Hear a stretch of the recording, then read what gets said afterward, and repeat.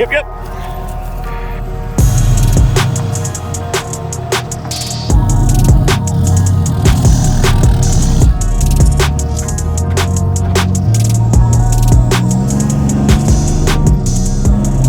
Well, boys, it's officially that time of the year. Putting the trucks away for winter. It is snowing out. I'll go over the numbers in another video, but the show season this year so far has been unbelievable. I think we hit nearly 17 shows. Obviously, starting off the season in February, mid-February, Motorama, the Blake Fitzgerald show. Obviously, a whole bunch of other shows. We're officially closing it out, but we gotta go buy some gloves first, and then we got some trucks to unload. We're pulling up on the trucks right now. Units, brothers, ran all the way until mid-November. By far the latest season they've ever had. Of course, have a bunch of work to do these trucks over the course of the winter, but we'll save that for another video. We gotta get these things offloaded for the last time of 2025. Boys, that couldn't get better even if I tried. Professional, can't get much better than that. First try, no luck. That's how it's done, brothers. Yep.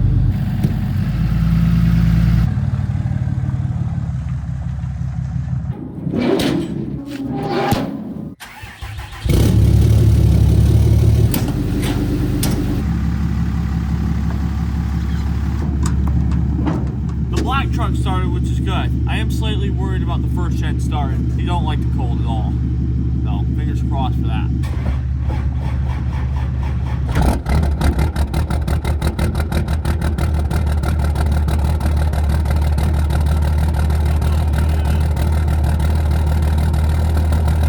Alright, we're gonna let the first gen sit there and warm up for a second. But in the meantime, we're gonna go drop the black truck off and get the good old scooter.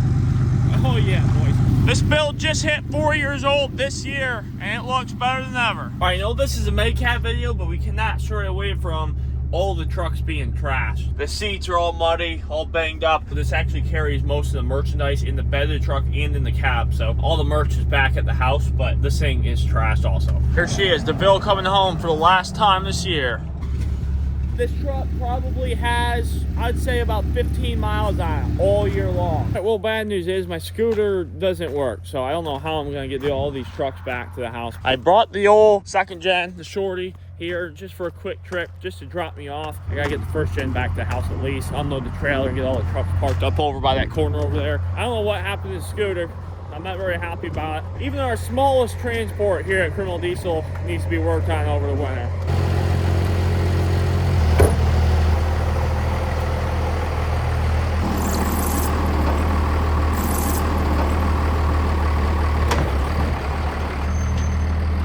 That unload was a little bit more intense than I originally intended. First gen and second gen hanging out for the time being. This is where they gotta sit until I find a ride from someone. All right, so after about an hour, we made it back to the house with all the trucks. I'm gonna park the MegaCab and we'll get her all set up and kind of run down exactly what's all wrong with this thing, because she did have a very, very long season. Of course, the MegaCab will still be daily driven throughout most likely throughout the winter. Depends on how well or how much progress I can make on the old Dakota there. Until then, the MegaCab is still on full duty. Now, the MegaCab, like I said, was dang near perfect at the beginning of the season. This thing looked amazing. Before we took it to Blake Fitzgerald show for FP 3.0. That was a 2,400 mile round trip. I'll run down exactly what we all did to this truck in 2025 as far as like new updates and stuff. It was nothing crazy. It was nothing like 2024. 2024, we had all red headlight lenses done by Dark Reflections. He absolutely killed these. However, in 2025, we went ahead and added this little chrome piece right here. Even though it was small, it helped out the front end of the truck drastically. Now, also, Dark Reflections killed it on this Ram emblem here. That was chrome in 24. 25, we went with a red to break it up even more. It had too much chrome on the grill, not enough chrome in the headlights. As far as like the front end here goes, I think it's perfect. We also did the Flight Fabrication tow hooks. They're not cheap. They're like 450 bucks. They are by far the best looking tow hooks on the market. They're probably one of the biggest upgrades you can do to the front end of your truck. We did a massive upgrade with the billet specialties down here, 24 by 12 specialties. In 24, they are completely polished out. For 25, I really wanted to do something that I've never done before, and it's powder coat the windows of a wheel. So we went ahead and color matched the windows to the rest of the truck. Really love how they turn. Well, I don't love how they turned out, but I love how they look. And I'll tell you why I don't love how they turned out here in a second. It might piss some people off, but you know what? It is what it is. 25, we also added this little billet antenna here. Also had the B pillars wrapped in gloss black. They used to be the factory matte black or textured black or whatever it was. Mine was peeling up a little bit, so that was an absolute must. And they blend in with the windows a lot better than stock. So another big thing was the 5G tails. 5G tails are not cheap. That whole setup cost me around $800 to do between color match, the tail lights themselves, and the wiring harness that you need to do. Actually, I think it's more like 900 bucks. We also added the very controversial cab spoiler and tailgate spoiler. These spoilers add a massive body upgrade, in my opinion. It really adds to the back of the cab here because the cabs are kind of rounded. I think it gives it a lot sportier look. And then tailgate spoiler, honestly, this looks almost stock. We also added our little True Spike license plate holders there. But like I've always preached, the smallest details can make your build. So something that small doesn't really seem like that big of an upgrade, but it is in the long run. It makes it look just that tiny bit more better. And we also did a brand new 5 to 6 inch exhaust tip. You can't really tell right now because it's filthy, but that's our second one. The first one completely failed. The chrome failed on the outside. It was peeling, so we had to do a new one. The last thing we got up here, we do have the color match inner fender wells. Immediately after I got them back, we did a massive burnout and pretty much destroyed the rear ones. The front ones they're going to need to be repainted also because we drove on a lot of gravel over the course of the past year. They look sweet. They look better than black. They will have to be refinished here soon, but we'll get to it when we get to it. We've driven nearly 13,000 miles in the MegaCab this year, slightly above average of what your normal person would. However, we also have a bunch of other trucks to drive too, so it didn't take every single mile that I've driven this year. This truck gets used daily, so it does come with some flaws. So I'm going to go around right now with my little handy dandy notebook and write down every single flaw that we're going to have to fix over the course of the winter of 2025 into 26, and all the damage that has pretty much happened to the truck throughout the past 13,000 miles. It's quite extensive. It's not horrible. I want to stay thankful that the truck never got wrecked or crashed or massively injured or dented or whatever. It was down for a certain period of time with the turbo failure. However, the turbo is fixed. I'm gonna go ahead and write all that stuff down and get to you guys in just 1 minute.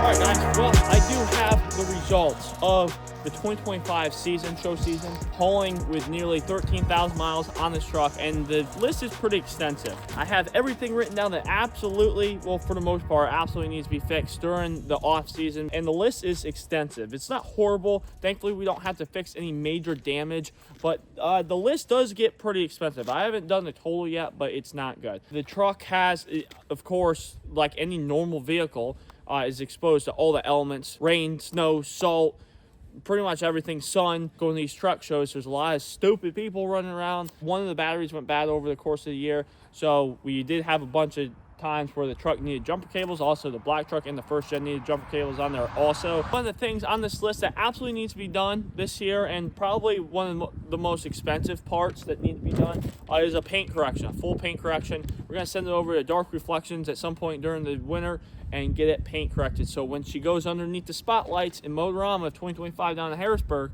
or Motorama 2026 I should say, of Harrisburg, the thing doesn't look like an absolute basket case. The grill needs to be repainted, and also the front bumper needs to be repainted. They're not horrible, but there are some rock chips through the 13,000 miles that have occurred traveling between or behind semis, cars, trucks. I estimate the front bumper and grill repaint to be around $500. Headlight lenses are starting to yellow a little bit. They are the OEM lenses. They have been on and off the truck 3 times now, and getting either new lenses or these ones fixed, it's going to run about 150 bucks between dismount, repair, and then put them back on there. New paint on the inner fender wells. And this is not Jared's fault over at Dark Reflections, but it was something that had to do with the mixture of the paint. We were rushing to get the inner fender wells done for Fitzgerald's show in Tennessee, and we threw this truck together in like 2 days. But the inner fender wells were a shade off on the silver. They're a little bit darker silver than originally intended. That's okay. However, I destroyed them anyway, so it doesn't even matter. They're going to need to be repainted regardless. We also have some rubbing on the inner fender wells on the front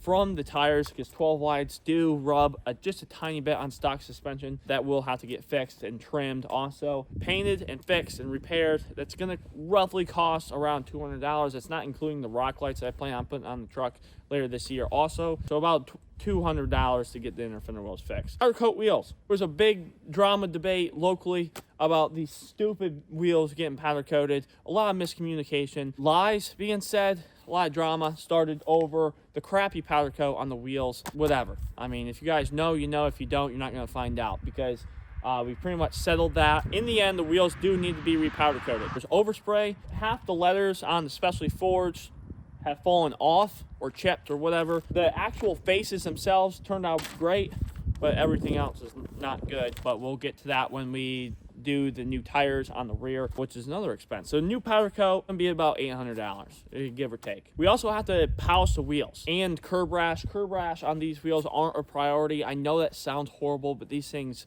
I think these specialties themselves have nearly 30,000 miles on them, which is insane.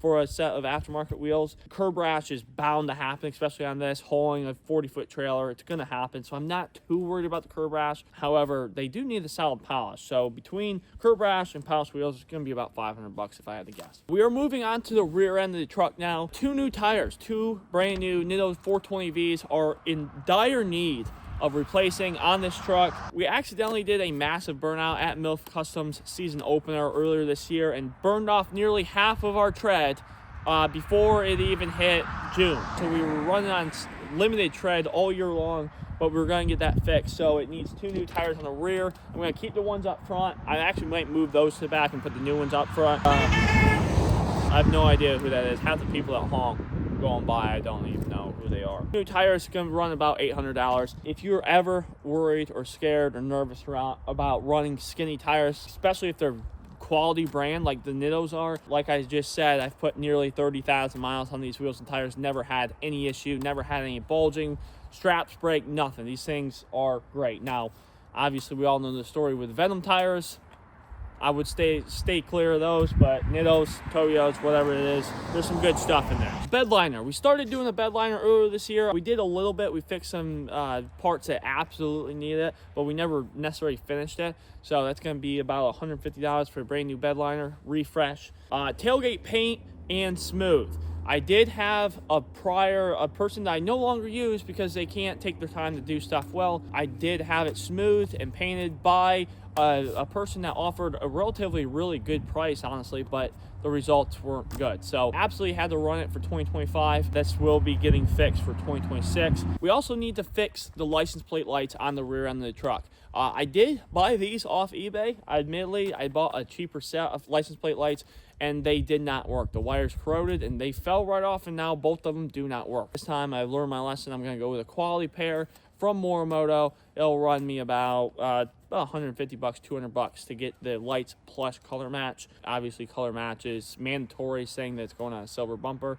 and the stock plastic is black. So, and that brings us to the rear fender flare. Now, this truck is a 2013. It's about a 12, 13-year-old truck, give or take, and over the course of those years, there has been some fuel spillage by myself, and I'm sure the previous owner did it all the time also. Fuel spillage results in fuel leaking down the side of the bed, of course absorbing into the adhesive on the rear fender flare, and that's starting to come off. And plus, the past owner, I don't know what happened. They went off-roading with it. I don't know. It got mud behind the rear end of the fender flare, creating it to bulge up. I don't even know what happened there, and it kind of looks like crap. So we'll probably just end up replacing that fender flare and getting it perfectly smooth. New decals on the side. Our good old friend Zach Bennett to cut us some brand new CD hauling decals. There are 2 decals, 1 decal on each side, or 1 letter on each side, that needs to be replaced. This has been kind of going on for about 8-10 months or whatever. It's been driving me absolutely nuts, these little letters flaking off, but we'll get that fixed also. I'm not going to replace the whole decal, so that's not going to be too expensive to fix.